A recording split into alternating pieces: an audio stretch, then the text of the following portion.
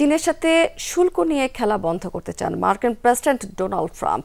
সমঝোতার ভিত্তিতে বেইজিং এর উপর আরোপিত 145% শুল্ক কমিয়ে আনার ইঙ্গিত দিয়েছেন তিনি। বাণিজ্য চুক্তি চান ট্রাম্প, বলেছেন সম্পর্কের উন্নতি হলে কমিয়ে আনা হবে শুল্ক হার, তবে শূন্যে নামিয়ে আনা সম্ভব হবে না। ট্রাম্প বলেছেন সমাধানের জন্য চীনকেই এগিয়ে আসতে হবে, অন্যথায় বর্তমানে আরোপিত শুল্ক হার কমবে না।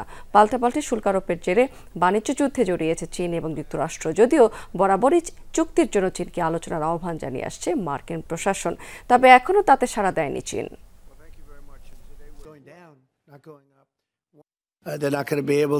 তাদের একটি চুক্তিতে আসতে হবে, তা না হলে তারা যুক্তরাষ্ট্রে ব্যবসা করতে পারবে না। আমরা চুক্তিটি চূড়ান্ত করব, কারণ আমরাই একমাত্র তা করতে পারি, আর সবার জন্যই তা ন্যায্য হবে। খুব দ্রুতই এ প্রক্রিয়া শুরু হবে।